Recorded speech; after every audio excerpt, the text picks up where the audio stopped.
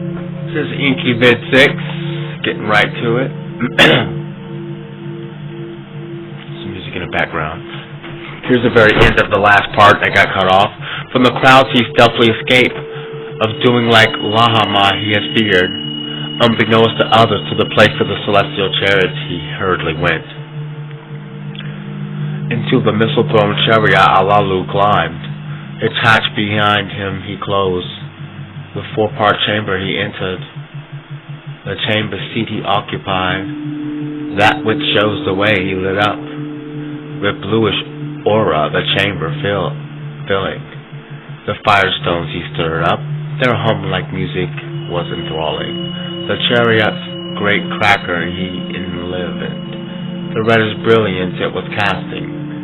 Unbeknownst to others, in the celestial boat Alalu and Nibiru escaped. The snow-hued earth Alalu set his course. By secret from the beginning he chose his destination. Synopsis of the second tablet. I'll skip the synopsis. The snow-hued earth Alalu set his course, but secret from the beginning he chose his destination.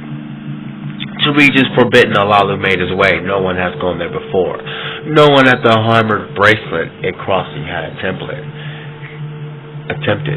A secret from beginning Alalu's course has determined. The fate of Nibiru in the hands it placed. By the scheme his kinship to make universal. By Nibiru exile was certain. There death itself he was chancing. In his scheme risk was in the journey. Eternal glory of success was the reward.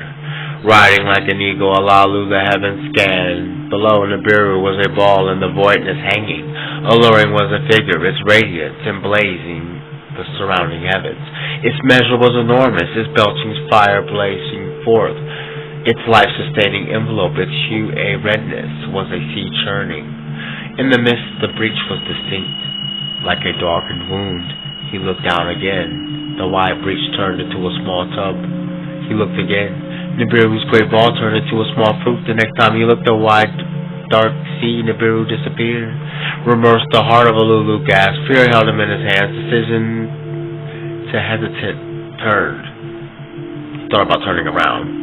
To halt in his tracks, Alalu considered. Then he audacity decision. He returned. 100 leagues, 1,000 leagues. The chariot was coursing. 10,000 leagues. The chariot was journeying.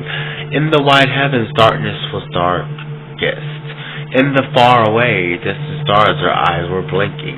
More leagues Alalu traveled than a sight of great met his gaze. In the expanse of the heavens the celestial emissaries was him greeting. Little Gaga, the one who shows the way, by a circuit Alalu was greeting. To him a welcome extended. At the end of the orbit, that's what it's saying. Within a leaning gate before and after the celestial onto it was destined to travel. To face forward, to face backwards, with two faces was it endowed. It appears what first to greet Alalu was a good omen he had once considered. By the celestial gods he was welcome, so was his understanding. In his chariot Alalu followed Gaga's path to the second god of the heavens it was directing. Soon celestial Antu its name by King Inshar was given. In the deep darkness was looming. Blue was pure waters, was her hue. Of the upper waters she was the commencement. Alalu by sight's beauty was enchanted. The course at a distance he continued. In a far beyond, Antu's spouse began to shimmer. By size Antu's the equal, and as the spouse double, by a greenish blueness was An's distinguished. A dazzling host encircled on its side. With firm grounds they were provided. The two celestial Alalu bade a fond farewell. The path of Agaga still discerning, the way it was showing to its olden master, of whom it was once the counselor. To Anshar the foremost, prince of the heavens, the course was a tuning by spread of the chariot. Alalu the ensnaring pull of Anshar could tell. With bright rigs of dazzling colors, the chariot it was enchanting. His gaze Alalu to one side quickly turned. That which shows the way, with might he diverted. A sight most awesome to him he appeared. In the faraway heavens, a family's bright star he discerned, a sight most frightening. The revelations followed. A great monster, in his destiny moving, upon the sun a darkening cast, Kishar, his creator, swallowed. Frightening was the occurrence, an evil omen. Allahu indeed thought the giant Kishar, foremost of the firm planets. Its size was overwhelming, swirling storms absurd as space, colored spots they moved about, and hosts beyond counting, some quickly, some slowly, the celestial god encircled. Troublesome were their ways, back and forth were they surging. Kishar itself a spell was casting, divine lightnings it was thrusting. As Lalo looked on, his course became upset, his direction was distracted, his doings became confused. Then the deepness darkened, began to depart. Kishar on his destiny continued to circuit, slowly continued to orbit, slowly moving its veil from the shining sun it lifted. The one from the beginning came fully into view. Joy in Alalu's heart was not long-lasting. Beyond the fifth planet, the utmost danger was lurking. So indeed he knew. The hammer bracelet ahead was raining. To demolish it was waiting. Of rocks and boulders was it together hammered. Like orphans with no matter, they banded together. Surging back and forth, a bygone destiny they followed. Their doings were loathsome, troubled were their ways. Nibiru's probing chariots, like preying lions they devoured. The precious gold needed for survival they refused to dislodge. The chariots of Alulu toward the hammer bracelet was headed moving. Why is it worded like that?